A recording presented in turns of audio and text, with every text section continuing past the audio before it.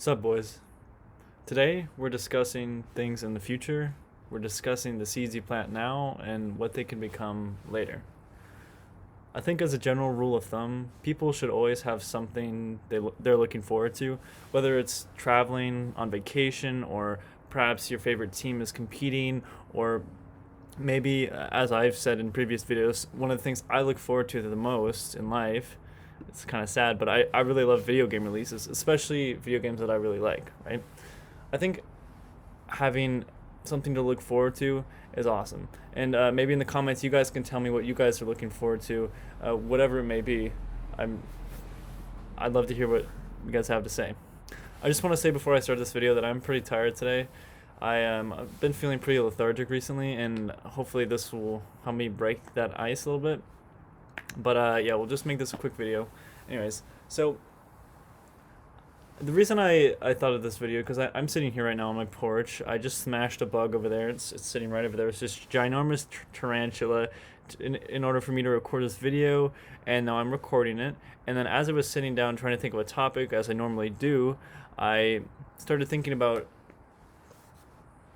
things I'm looking forward to. And those things made me really happy. I'll give you I'll give you some examples. Maybe a little controversial, or maybe a little spicy, I don't know.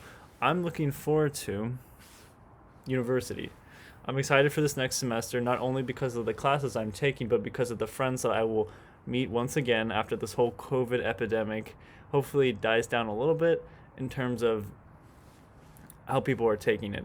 I want to be able to hang out with my friends again, or at least see them in person, perhaps with a mask on, but we'll take it in small steps. Another thing I'm really excited for is winter break. I don't know what my plans are yet, but hopefully they involve some aspect of traveling, whether I go to Germany, which is where I have a lot of interest because, like I said, I'm a German major, or whether I go back home, or whether I just stay in my university where I can hopefully go skiing a lot. We'll see. That's another thing that I'm looking forward to. And there's a whole host of other things, whether it's finding an internship or even just seeing my brother again. He's in the military, so I don't get to see him that often. Nothing bad happened. So when people look forward to something in life, it's for a reason, and I think those reasons, like I said, make you happy, and feeling happy is good.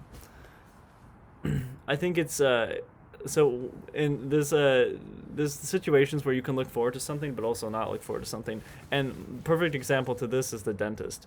I look forward to going to the dentist so that I can get it over with. I'm not having like moments of like happiness or like joy, but I know that when thinking about my future, or at least glancing at my future, I know it's going to happen, and I know after that happens it's going to make me a better person. And I think this is a good connection to the concept of milestones. It's a lot of people like to think of their progress and like, oh, I said progress again, my bad. Anyways, a lot of people like to think of their progress in big milestones, which I think is good, but it's important to distinguish the small steps along the way. And that can kind of get clouded when you're only thinking about the next check mark.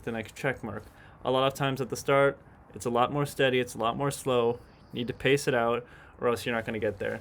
I said I'd update you guys on my Warlock progress. I actually grinded out the levels today, like I said I wouldn't do, and I'm level 120 now, and I even started questing. Not going to lie, I feel kind of burned out, and I stopped playing for the day because of that. And maybe we'll make this into another topic. The reason I stopped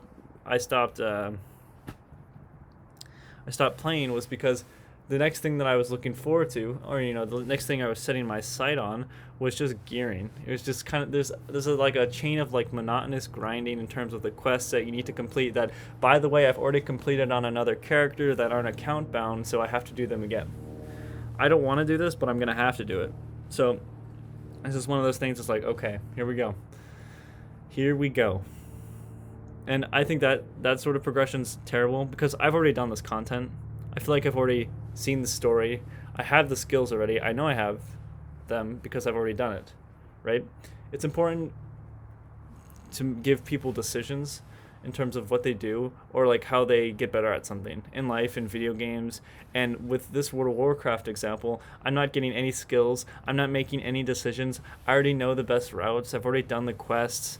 It's pointless. But let's just say that, for example, my schooling, I get to make a whole host of decisions. I get to decide what classes I'm taking, when I'm taking them, how I'm taking them in terms of my schedule organization. Typically, when you have a goal or a milestone that you want to accomplish, it's important to think of how you're going to accomplish that. Because if you don't think about how, or more importantly, why, always think why first and then go to how, those two things combined, you're going to be swimming around in a pool and you're never going to get to the other side. You're going to be treading water, right? It's going to feel like you're actually doing something. It's because you are, and what you're doing is you're wasting your time, right? There's a saying that practice makes perfect. I don't like the saying. I prefer perfect practice makes perfect. What do I mean by that? Say we have two people, person A and person B. Person A practices all the time, but kind of dinks around a little bit. Not a little bit, a lot. Plays out whatever song they want. During practice, instead of practicing a specific passage, they practice maybe a pop song, which is typically a lot easier, right? Maybe they don't do scales as much. Whereas person B doesn't practice nearly as much, but their practice is a lot more focused, intent, and because of this, they practice scales way more. They actually practice the passage or the piece that they're working on, and overall, I'll bet you 10 out of 10 times person B is going to have a better performance in the end. It's important to be intentful. It's important to think of why you're doing a certain thing and then how you're going to do that. It's a joint effort.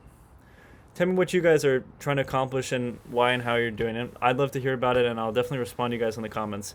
Again, this is a bit of a shorter video today. I'm super tired, and I'm kind of tired of the... Speaking of being tired, I don't like these bugs that are flying about everywhere. I'll probably return to World of Warcraft tomorrow. I actually just bought a new game, which I'll probably tell you guys about soon, depending if I like it or not. We'll see. It's a survival game. Yeah, thanks for watching this video, guys. Expect more content from me in the future. If you like the video, please subscribe. I would, anything to help me get off the ground is really appreciated. Again, I just want to thank you guys for being a great audience, and until the next one, I'll see you. Peace.